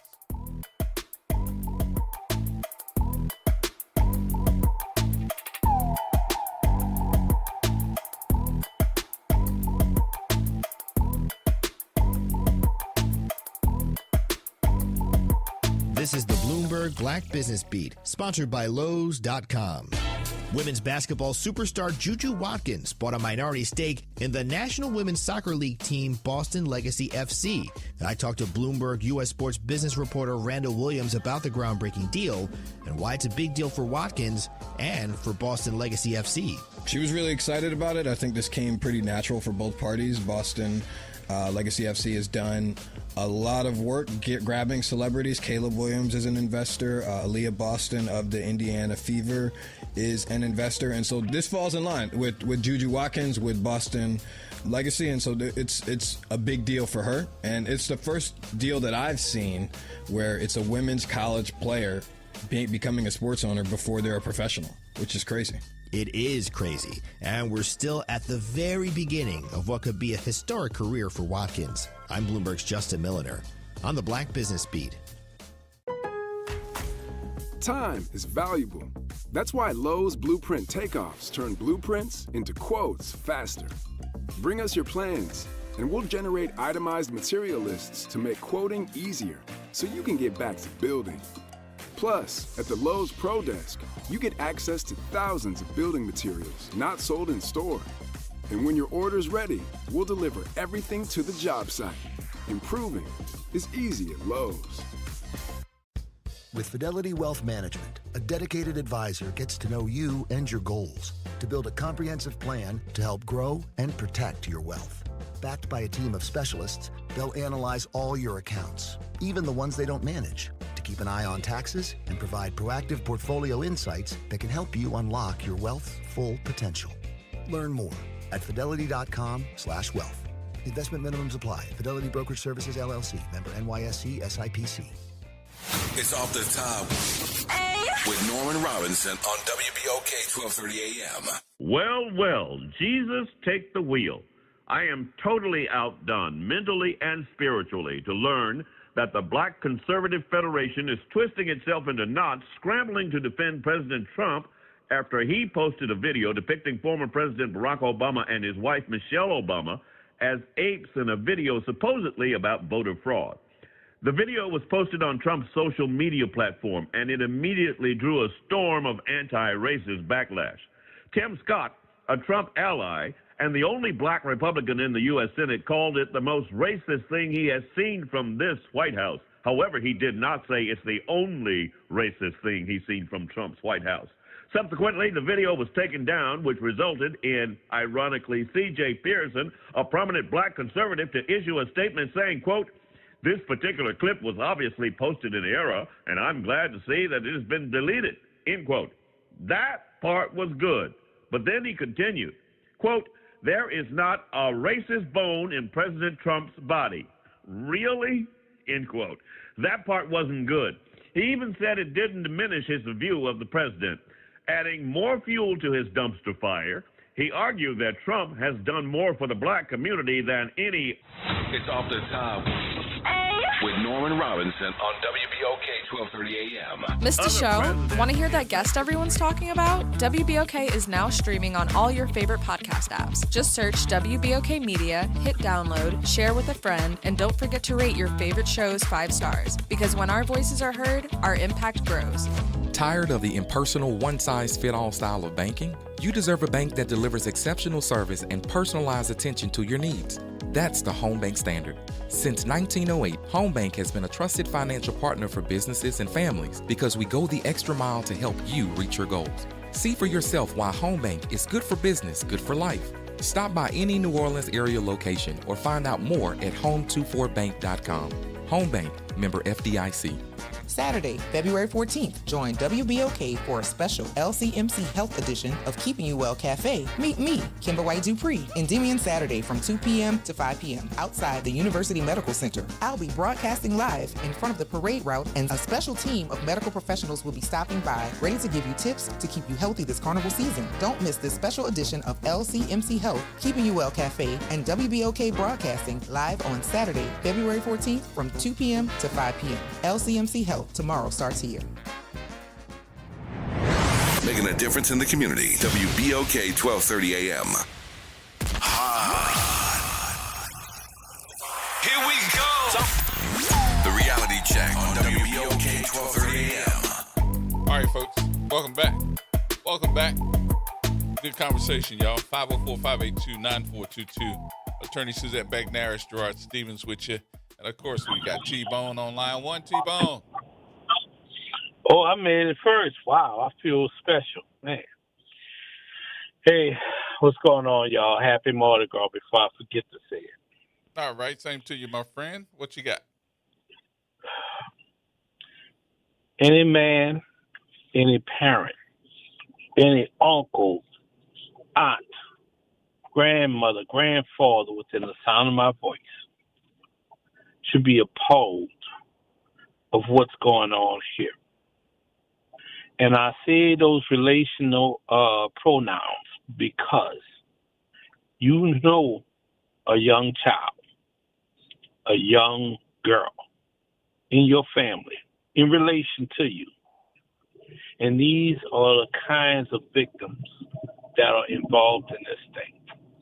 For all the political theatrics, at the bottom line of it, I think the worst thing from that whole thing was when one of those officials said, "Are you willing to talk to any of those victims?" And then they made some of the victims stand up right behind Pam Bondi, and she wouldn't even look them in the eye.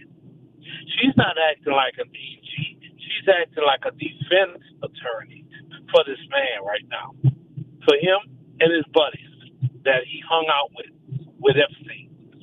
That's what this is. And this is what happens when you give a criminal who is still criminal-minded control of the White House. You can talk all the political ideology you want. But bottom line is, this man was a sexual predator, and that's how he got convicted in the first place. And we're finding out more of his predatory practices already, beyond what we thought we knew before. This should really shake your soul, no matter what your political view is. You should really be disturbed by this. Let me drop this one story. I think I might have said it on this program before. One time I served on a grand jury, and it was a molestation case. And in that case, the father came home and caught the guy that was molesting his daughter. Now, everybody in New Orleans know what I mean when I say this. That father woke his ass up because he fell asleep after he had victimized this girl right next to her. need you to draw that picture in your head because it's in my head for the rest of my life as a father. Picture for a second if you're a father and you got a daughter and somebody victimized your daughter and sat in the bed, enjoyed it, and slept. That's what these people have done. And gone into a locker room together, gone golfing together, and bragged about what they did as a child. This should shake every soul of every strand of your being that these people are walking around free. I don't give a damn if you like Trump still. I don't give a damn if you hate Obama. You should hate this. And if you don't, there's something wrong with you, not me, that's angry on this phone talking about it. There's something damn wrong with you. Mic drop. All right, T-Bone. Thank you, Brett. I mean, they continue to defend indefensible behavior.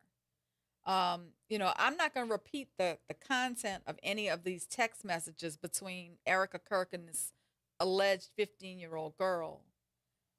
This they're is too for vile real? to repeat. This is for real. Mm.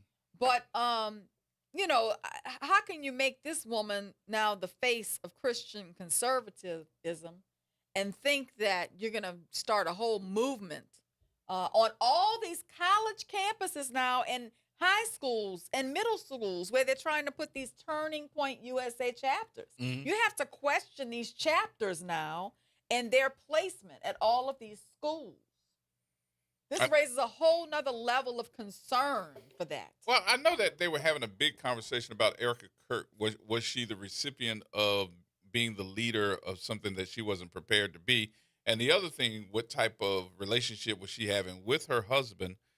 And the other part of this and I know that, this is something too that I don't know if it's true, and I'm going to say allegedly, were the kids that they had, were they Charlie Kirk's? Yeah, there's a question as to that as well. Look, I just think they're crashing and burning with this Turning Point USA situation. It's not just people of color talking about this. It's mostly white people talking about this, on social media and showing all of these receipts.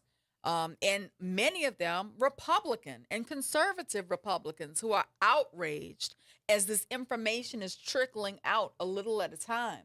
All these photographs all over social media with Trump and Epstein and these young girls at these parties.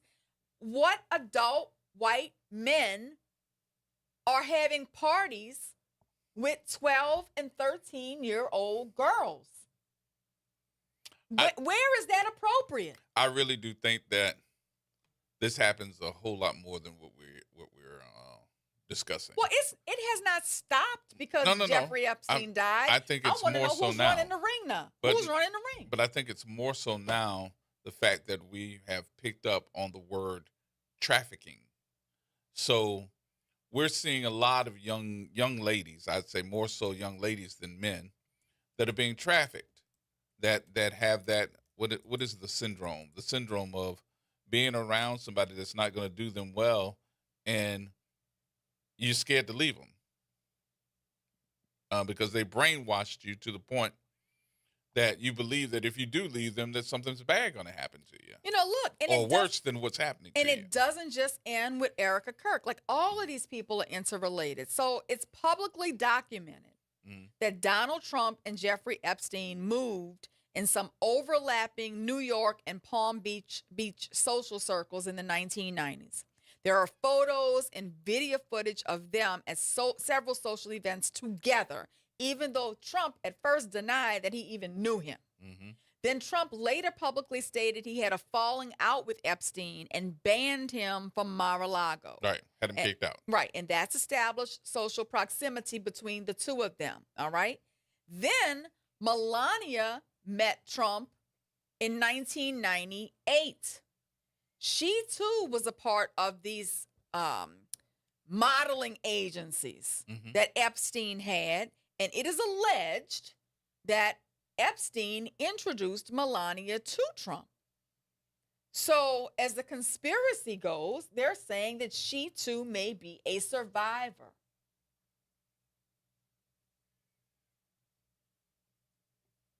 I mean, how deep does all of this stuff go? You know, her name continues to get pulled into Epstein discussions because of her husband's social overlap with Epstein in the 90s and the introduction by Epstein to Trump. I mean, think about something. If you just go back for a minute, they've proven that he has slept with the porn star. And they keep asking her what she thought about it. She never said anything. She stuck with him. And she still sticks with him. I don't think she's going to give up her, her position or the money or whatever. Think about something. That documentary she just put out. This man then worked a deal for her that she couldn't work herself. And she got paid on a documentary like she was a star in Hollywood. She made $28 million personally on a documentary that could not fill one theater of people that wanted to see it. And I'm like, okay, so let's see. Your son's doing well. Your son-in-law's doing well. Your daughter's doing well. Now your wife is making $28 million on one snap for a documentary because she wants to be a movie star? Come on. And I don't want to say movie star because we know what kind of movies she was making prior to. Right, which also kind of implies that she may have been caught up in this whole situation. This thing has so many layers, but I do think that it is starting to implode on them. Mm-hmm. I think that the connections are being made between and among them, and people are coming forward with photographs and documents. They're bringing the receipts. And they're coming back now. You can't run from the receipts. Not only are they talking about that now, but they're coming back with video, because I know this is now on social media as well. If anybody else has seen this, make sure you let me know. But they're coming back with video of him, meaning Trump, promoting the fact that Indian tribes should not get casinos. And he's sitting in front of a committee that is getting ready to award a casino to an Indian tribe. And he's sitting there and saying, you should not promote this or give these folks this casino because this is supposed to be an Indian tribe and they don't look like they Indians to me. Well, here's another one. Are you ready for this one? They're saying that they're going to stop allowing people to get passports to go travel to like Mexico and other tropical countries because they want to encourage people to travel to the Gulf Coast in America instead to keep that money in America. So they're talking about restricting our ability to travel. Now, in another suspicious thing that happened this week with respect to restrictions to travel is airspace around El Paso International Airport was abruptly shut down late Tuesday night and flights were grounded. Mm-hmm. But the shutdown ended up getting lifted just hours later, Wednesday morning, after officials said the threat, whatever that threat was, had passed. But they said that was cartels' drones. So the cartel was flying drones within the airspace. That's what they were saying. Look, I don't believe a thing that they're saying anymore. Like, why do that? They just continue to make us all fearful and less trustful of what they're saying. Mm-hmm. Credibility is at an all-time low. Let's take our other compadre who's on the phone here, Dr. Shepard.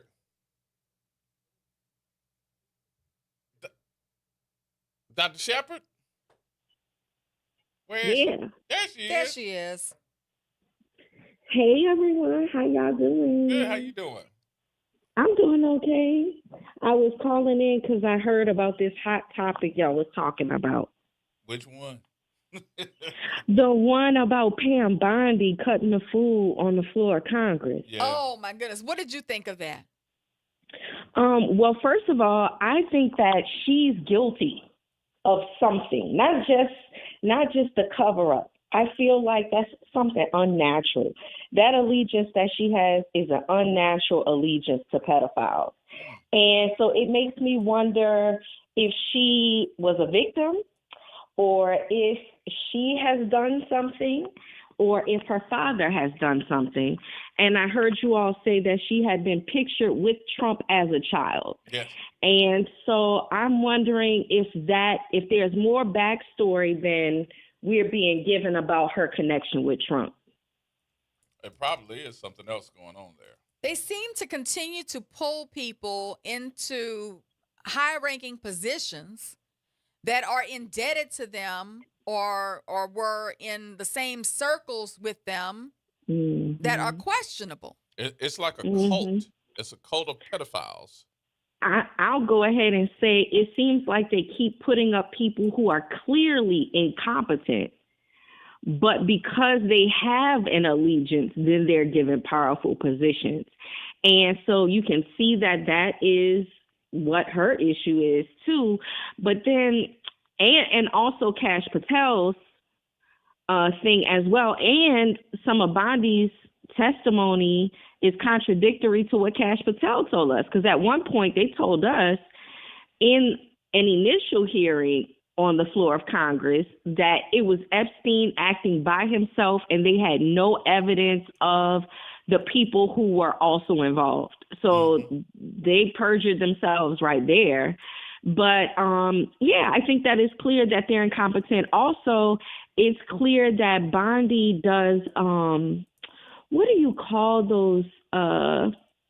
They're linguistic techniques. And, the name of it is escaping me right now. But there's like the red herring technique where you go and you distract someone with what it is that you're saying. Oh, logical fallacies. They're called logical fallacies. And there's a certain set of fallacies that you do when you are playing this like rhetorical word game. And so some of them might be to distract someone. Another one could be where you throw back an insult. Another one is when you throw in something that is unrelated. Or you say, well, you say this about feeling up children. Well, what about the time when you felt up, like that. And so these are all certain types of attacks. And it's almost as though they've been trained in how to do those and not how to actually dig into the information because, of course, they're not about to. They don't want to do that. No. They would much rather get these speaking points off that they want, get some of the sound bites and clips that they want, and conceal what it is that was actually happening. More so, you'd say that they are using deflection to answer questions. I know that Pam Bondi didn't answer any of those questions, and all of her rhetoric was about something else. As a matter of fact, several of those Congress folks that were on the bench, they were laughing at her because one of her references was, you all have the audacity to have me here talking about these Epstein files, but y'all are not talking about the great things that the president has done. And look at the stock market. I was like, what does stock market have to do with anything? That's also where, they train people. Don't answer the question that they ask you. Answer the question that you want to answer. So people can give you a question, but that doesn't mean that you have to directly answer it. So you just use that as the opportunity to work in what it is that you want to say. Well, that was one of the reasons why they had that I guess that tiff between her and one of the congressmen, because his comeback was, we are not going to sit up here and let you filibuster. Right. And that's when she called him has been washed up lawyer. Right, because then she went into personal attack. Right. So what I'm saying is that all of these things are logical fallacies, and it's a certain set of rhetorical strategies that people use when they intentionally mean to mislead you. It's not just that she is aggressive and attacking. That would just be random. Yeah. She's doing these very specific strategies in speech in order to conceal the truth.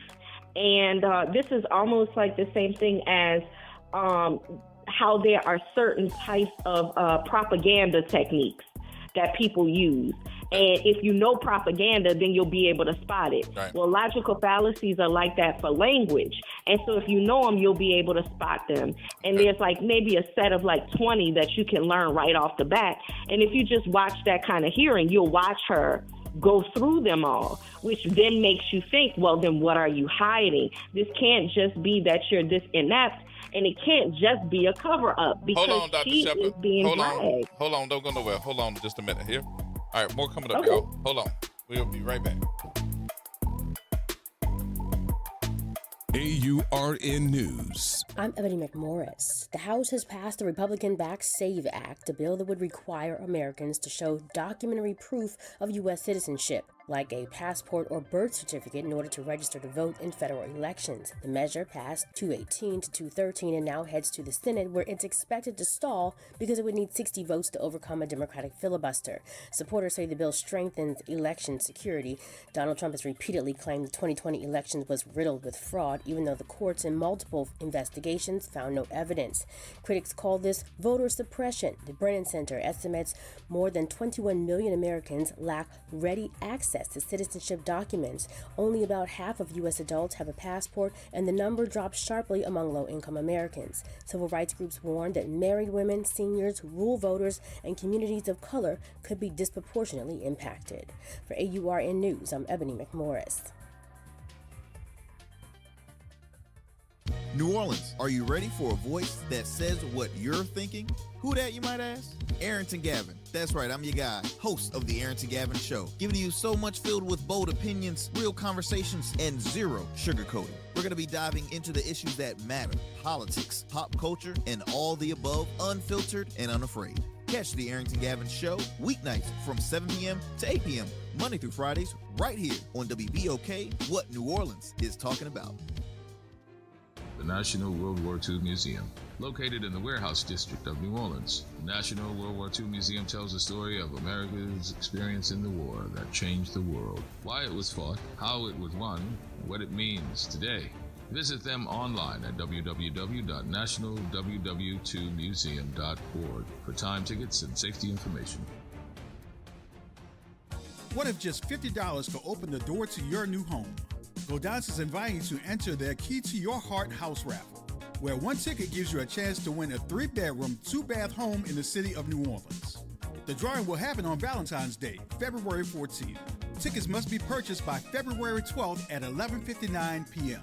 Enter now at RayzeE.it/Key to Your Heart. LifeCare provides valuable whole life insurance to cover final expenses such as medical bills, burial costs, and unpaid debt.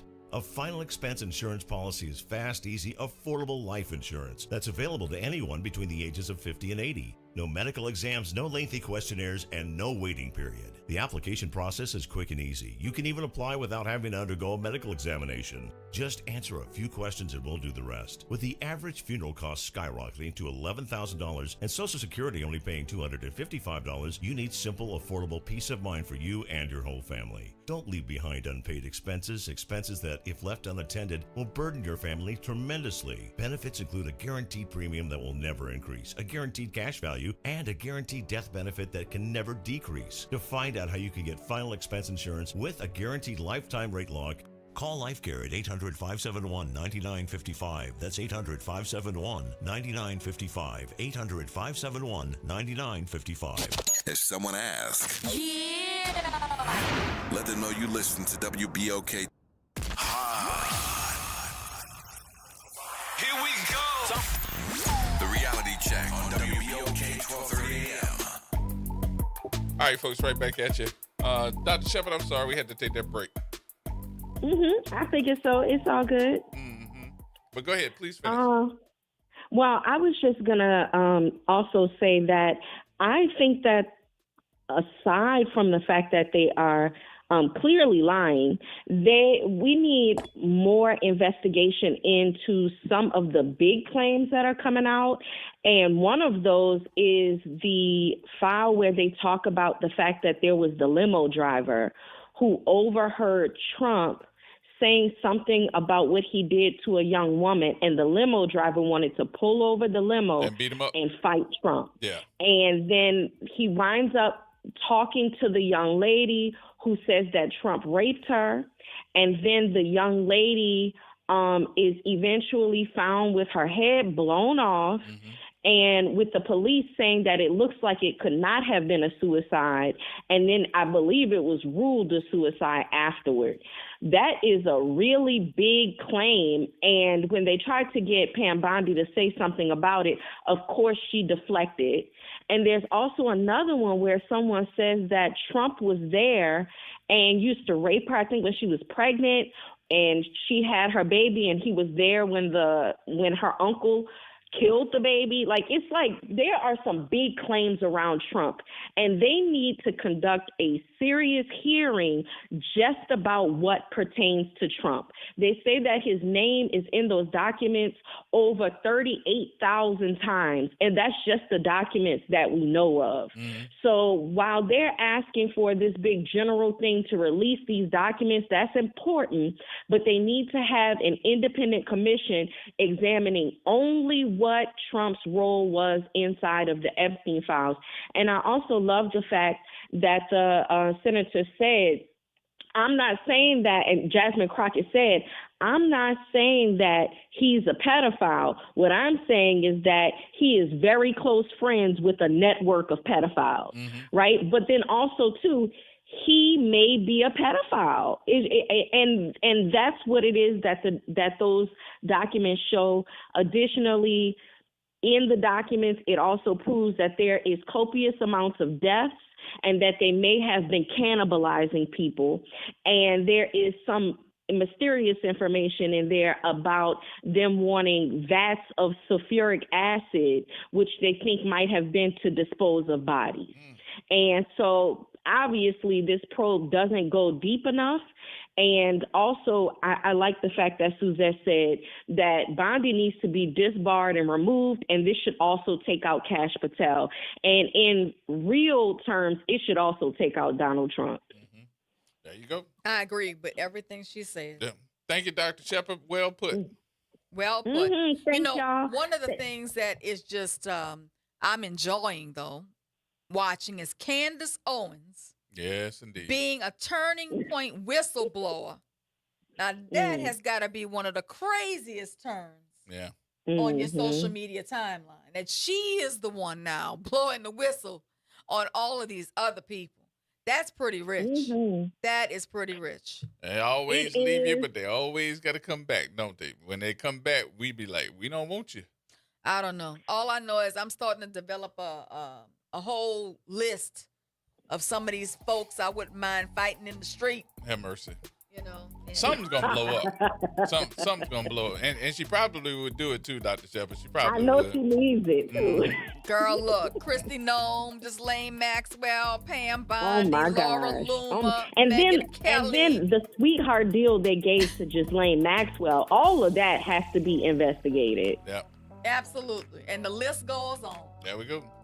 Dr. Shepard, thank you, my dear. I hope to see you next week.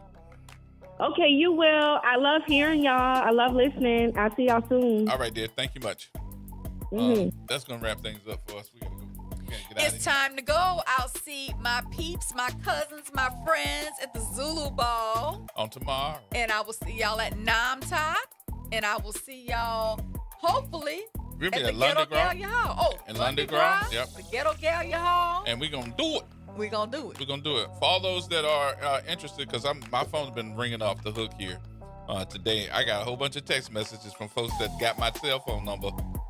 I told him not to give his personal cell phone I gave it number. out to one person, and they gave it to everybody else.